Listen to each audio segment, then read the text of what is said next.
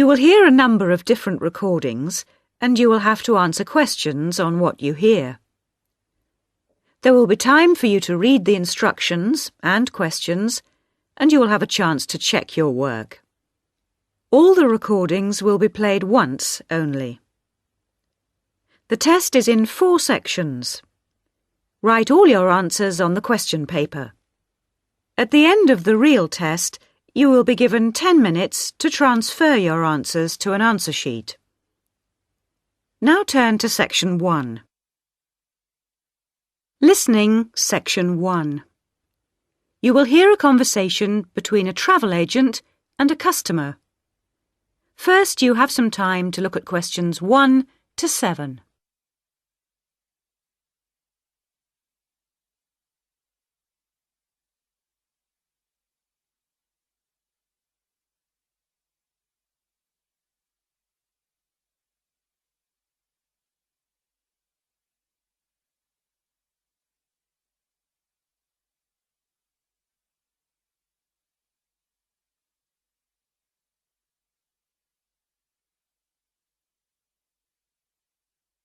You will see that there is an example that has been done for you. On this occasion only, the conversation relating to this will be played first. Good morning. Can I help you? Yes, I'd like to get some information about trips to New Zealand. Certainly. Take a seat and I'll be right with you. Thanks. Now, where would you like to go in New Zealand? Well, I was hoping to do a bit of travelling around, actually. There are a few things I'd like to see and do before I go back home. Right. One thing I really want to do is go to Christchurch. I have relatives living there that I can stay with, my mother's cousin, and I've heard it's a nice place. The woman says she has relatives living there. So the first activity, visit family, has been circled. Now we shall begin. You should answer the questions as you listen, because you will not hear the recording a second time. Listen carefully and answer questions 1 to 7. Good morning. Can I help you? Yes, I'd like to get some information about trips to New Zealand. Certainly. Take a seat and I'll be right with you. Thanks. Now, where would you like to go in New Zealand? Well, I was hoping to do a bit of travelling around, actually. There are a few things I'd like to see and do before I go back home. Right. One thing I really want to do is go to Christchurch. I have relatives living there that I can stay with, my mother's cousin, and I've heard it's a nice place. Yes, it's a lovely city. And staying with relatives will help with the budget, of course. The budget? It will save you some money. Oh, right. Well, I'm not too worried about that. I've saved quite a bit of money working in Australia. Oh, that's nice. Good for you. Well, you know that New Zealand consists of 2 main islands, the North Island and the South Island, and Christchurch is on the South Island. Is it? I was never very good at geography at school. Do you have a map I could look at? Sure. Here we are. Right, I see. And, well, then I'd also like to spend some time in Auckland, and maybe I could do an English language course there. Can you organise that sort of thing for me? Oh, certainly. We'd be happy to arrange that. But bear in mind that Auckland is in the North Island. OK. And I'd also like to do some skiing or maybe even some snowboarding. I hear New Zealand is a great place for that. Yes, absolutely. But you should go to Auckland first for your studies, and then you can get the ferry across to the South Island and take the bus down to the snow. Oh, I don't like boats very much. I'm not much of a sailor. I think I'd prefer to fly. Right.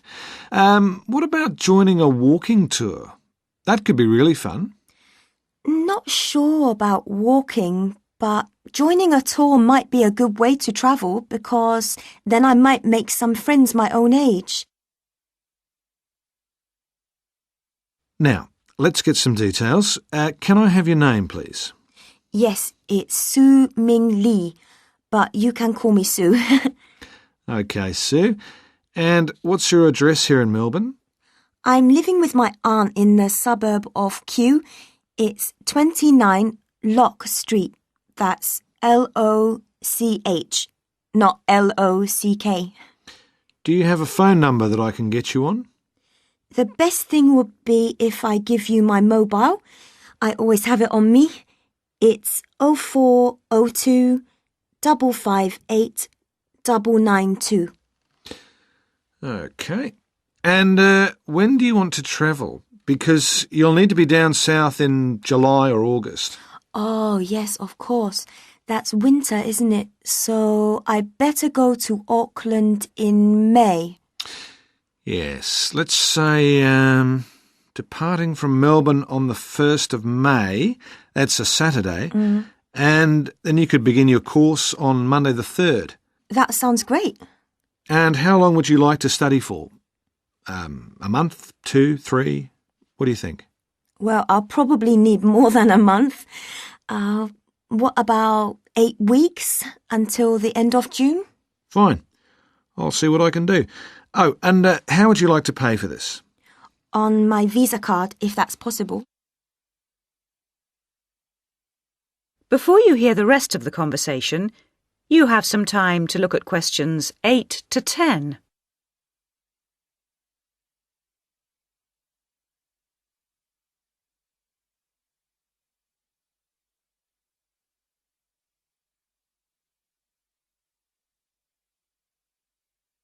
Now listen and answer questions 8 to 10. Hello, Sue. It's Angelo from Cosmos Travel here. I've booked your flight and I've found you an English college called the Harbour Language Centre. Great. Where exactly is that? Well, have you got that little map I gave you yesterday? Yes? You see where the harbour is with the 3 wharves and the water? Yes. Got that? OK, there are 2 parallel streets. Quay Street, that's Quay, and Customs Street. The building where the college is located is on Quay Street, opposite Prince's Wharf. Right. Got it. And what about accommodation? Well, I've booked you into a hotel for the first 3 nights, and then the accommodation officer will find you a family to live with. Good. And where's the hotel? It's a short walk from the college, on the corner of Queen Street and City Road. Which corner exactly? On the left-hand side as we're looking at the map. OK, near the little park. Yes, that's right. And what about a good bookshop? I'm going to need to buy a dictionary and some English books. Yes, well, I believe there's a really good language bookshop on the corner of Customs Street and Queen Street. It's near the college, so that's pretty convenient. Thank you so much. You've been really helpful. That is the end of section 1. You now have half a minute to check your answers.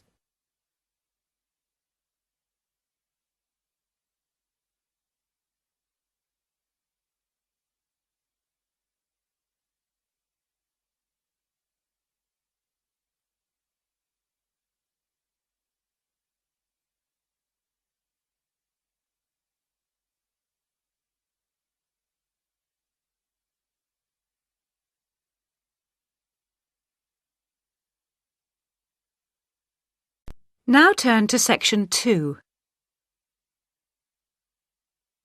Listening, section 2.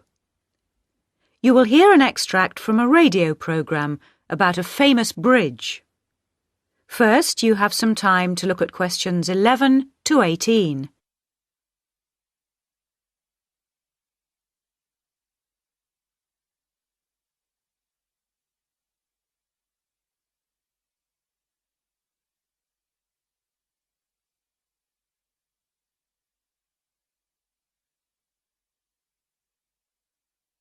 Now listen carefully and answer questions 11 to 18. The Sydney Harbour Bridge is nearly 3/4 of a century old, and to help celebrate this important occasion, our reporter Sarah Chambers has compiled this brief history of her favourite bridge. A bridge is more than just a crossing over a river or a waterway. It is a landmark in its own right, a landmark which allows us to identify one city from another. Think, for instance, of the Bridge of Sighs in Venice, or the magnificent Charles Bridge in Prague. Each of these cities can be recognised by their famous bridges. The Golden Gate Bridge in San Francisco is another example of a city known by its bridge. But in addition to this, a bridge is a kind of ornament for a city, similar, if you like, to a cathedral or a palace. Here in Sydney, we may not have our own palace, but we do have our famous and much-loved bridge, the Sydney Harbour Bridge, which is sometimes affectionately known as the coat hanger because of its arched shape. It was built back in the 1930s, and so the bridge is coming up for a significant birthday. Let's have a little look at its history. Although the idea of building a crossing over Sydney Harbour had been discussed many years earlier, it wasn't until the year 1916 that the state government agreed to allocate some money for the construction of a bridge. The chief engineer for the bridge was a man called Dr. John Bradfield, a brilliant engineer who supervised the entire project from beginning to end. First, they had to decide on a design, so he organised an international competition to choose a design, and ultimately got the one he wanted. The job went to a British engineering firm, and the contract was signed in 1924. The design he chose was the single arch bridge that you see today, made of steel with a tower at either end.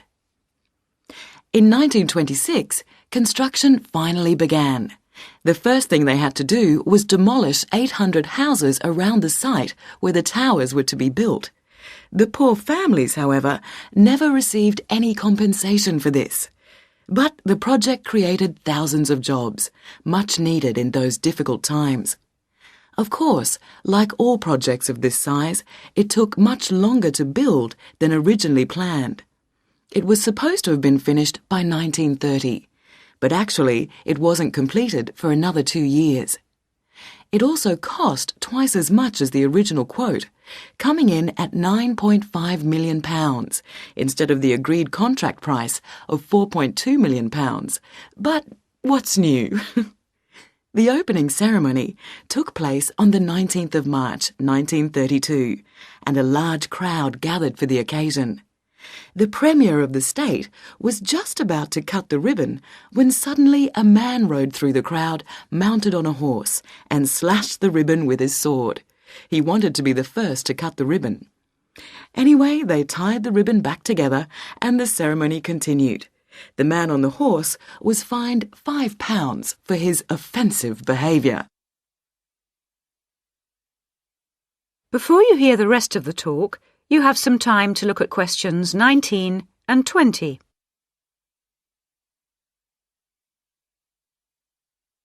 Now listen and answer questions 19 and 20. Since then, millions of cars have crossed the bridge, each paying a toll to do so. By the early 1980s, the government had paid off the loan for the money they'd borrowed all those years before. But motorists continued to pay to cross from north to south. This money was subsequently used to build a tunnel under the harbour to reduce the amount of traffic on the bridge. The tunnel was opened in 1992 and cost $544 million. It is 2.3 kilometres long and is equipped with all the latest technology, including closed-circuit television to monitor any problems. And it has most definitely reduced the load on the bridge, as it carries around 75,000 vehicles each day, which would otherwise have to use the bridge.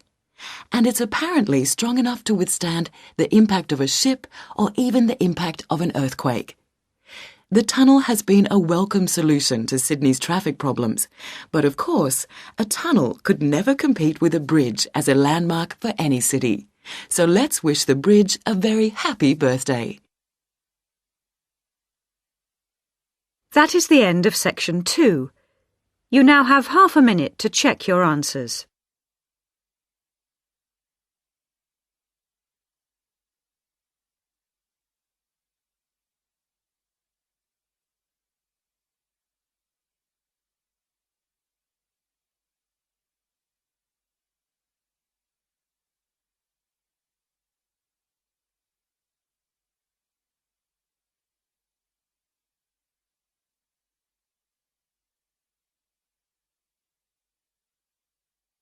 Now turn to section 3.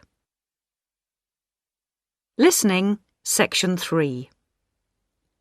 You will hear 2 students discussing the subject of rock art. First, you have some time to look at questions 21 to 27.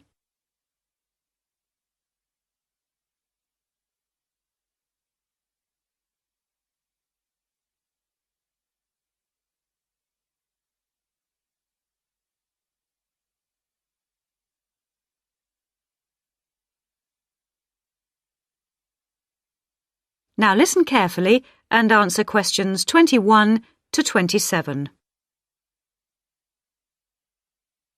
Hello, David. Oh, hi, Mia. Sorry I'm a bit late. Oh, no problem. Thanks for agreeing to help me with my assignment today. I really needed to go over it with someone. Sure. You were going to talk about European rock art, weren't you? Yes, the rock drawings in the caves of Lascaux in western France. Oh, fantastic. Over 13,000 years old, I believe. What sort of drawings are they? They're drawings of animals on the whole, but you can also find some human representations, as well as some signs. There are roughly 600 drawings at Lascaux. Really? Were they mostly pictures of bulls? Well, no, actually. The animal most depicted was the horse. Have a look at this graph. It shows the distribution of the different animals. You see, first the horse, and then, after that, a sort of prehistoric bull. Oh, OK. That's interesting, isn't it? And the third most commonly drawn creature was the stag. There were some other animals, but these are the main ones. What are the drawings like? I mean, what sort of style? Well, the bulls are depicted very figuratively. They're not very realistic. They're very big by comparison to the other drawings of people and signs. They appear to be almost three-dimensional in some cases, following the contours of the cave walls, but of course they're not. Amazing. Perhaps they felt these animals were the most impressive and needed to be represented like that. Yeah, maybe. The drawings of humans, by contrast, consist of just simple lines, like the stick figures my little sister draws. Perhaps humans were seen as less important. Perhaps. What about the signs? How did they draw them? There doesn't appear to be much evidence of signs, and those that have been found are usually made up of little points. Rather like Aboriginal art from Australia. Yes, something like that, but not as complex, of course. So, apart from the bulls and horses and stags, were there any other creatures depicted? In 1 or 2 chambers you do find pictures of fish, but they're quite rare. What sort of size is the cave? It must be quite large to have that many pictures. Well, it's actually a number of interlinking chambers, really. Here's a map showing where the different drawings can be found. Oh, good. Let's have a look at that. The first 20 metres inside the cave slope down very steeply to the first hall in the network. That's called the Great Hall of the Bulls. Here. OK. Then, off to the left, we have the Painted Gallery, which is about 30 metres long and is basically a continuation of this first hall. But further into the cave. Exactly. Then we find a second, lower gallery called the Lateral Passage. This opens off the aisle to the right of the Great Hall of the Bulls. It connects the next chamber with an area known as the Main Gallery. At the end of the Main Gallery is the Chamber of Felines. There are 1 or 2 other connecting chambers, but there's no evidence of man having been in these rooms. Before you hear the rest of the discussion, you have some time to look at questions 28 to 30.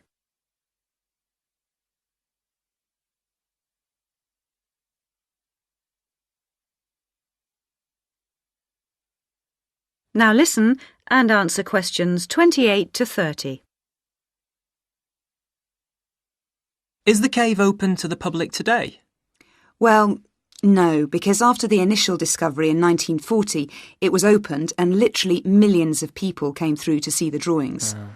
Then, in the 50s, the experts started to worry about the damage being done to the drawings, and the government finally closed the Lascaux cave in 1963. Is that so? It wasn't really the tourists that were doing the harm, but the fact that after thousands of years, the cave was suddenly open to the atmosphere, and so bacteria and fungi started to destroy the pictures. You need a special permit to enter the cave now, and very few people can get that, unless they're scientists or have some official status. It's a shame, but I can see that they had to do something to protect the cave. So that means you can no longer see this rock art. Well, not exactly. What they've done is recreate the drawings in a man-made cave, which you can visit. Oh, brilliant. Yeah, the authorities decided to reproduce the two best sections of the site, so they've created a life-size copy of the Hall of the Bulls and of the painted gallery. It's just a cement shell, which corresponds in shape to the interior of the original. So now you can visit the caves without actually harming any of the 13,000-year-old paintings. Mm-hmm. That is the end of section 3. You now have half a minute to check your answers.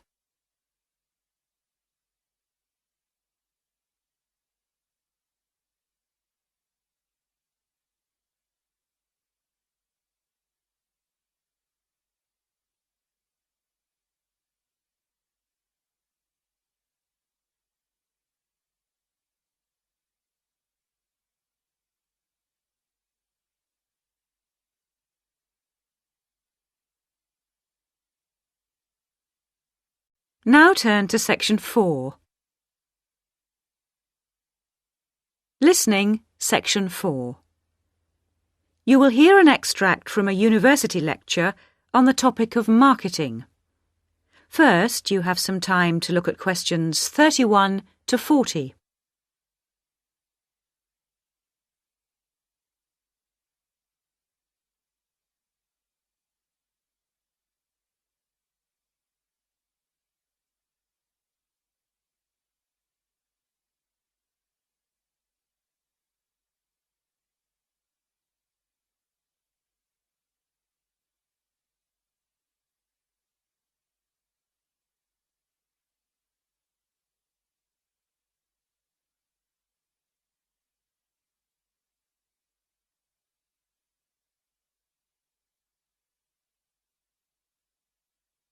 Now listen carefully and answer questions 31 to 40. Last week we looked at some general principles associated with marketing, and today I'd like to look at some of those points in a little more detail. So, what is marketing? Or put another way, what does the term marketing mean? Many people think of it simply as the process of selling and advertising. And this is hardly surprising when every day we are bombarded with television adverts, mail shots, and telephone sales. But selling and advertising are only two functions of marketing. In fact, marketing, more than any other business function, deals with customers. So perhaps the simplest definition is this one. Marketing is the delivery of customer value and satisfaction at a profit. In other words, finding customers, keeping those customers happy, and making money out of the process. The most basic concept underlying marketing is the concept of human needs. These include basic physical needs for things like food, as well as warmth and safety. And marketers don't invent these needs. They're a basic part of our human makeup. So, besides physical needs, there are also social needs, for instance, the need to belong and to be wanted. And in addition to social needs, we have the need for knowledge and self-expression, often referred to as individual needs. As societies evolve, members of that society start to see things not so much in terms of what they need, but in terms of what they want. And when people have enough money, these wants become demands. Now, it's important for the managers in a company to understand what their customers want if they're going to create effective marketing strategies, so there are various ways of doing this. One way at supermarkets, for instance, is to interview customers while they're doing their shopping. They can be asked about their buying preferences, and then the results of the survey can be analyzed. This provides reliable feedback on which to base future marketing strategies. It's also quite normal for top executives from department stores to spend a day or two each month visiting stores and mixing freely with the public, as if they were ordinary customers, to get an idea of customer behavior. Another way to get information from customers is to give them something. For instance, some fast food outlets give away vouchers in magazines or on the street that entitle customers to get part of their meal for nothing. As well as being a good way of attracting customers into the restaurants to spend their money, it also allows the managers to get a feel for where to advertise and which age groups to target. Another strategy employed at some well-known theme parks, such as Disneyland, is for top managers to spend at least one day in their career touring the park dressed as Mickey Mouse or some other cartoon character. This provides them with the perfect opportunity to survey the scene and watch the customers without being noticed. Okay, well, we mentioned customer satisfaction at the beginning of this lecture, and I'd like to return briefly to that as it relates to what we've just been talking about. If the performance of a product falls short of the customer's expectations, the buyer is going to be dissatisfied. In other words, if the product you buy isn't as good as you'd expected, then the chances are you'll be unhappy about it. If, on the other hand, performance matches expectations and the product you buy is as good as you expected, then generally speaking, the buyer is satisfied. But smart companies should aim one step higher. They should aim to delight customers by promising only what they can be sure of delivering and then delivering much more than they promised. So then, if, as sometimes happens, performance is better than expected, the buyer is delighted and is twice as likely to come back to the store. Now, let's move on to look at the role of advertising. That is the end of section 4. You now have half a minute to check your answers.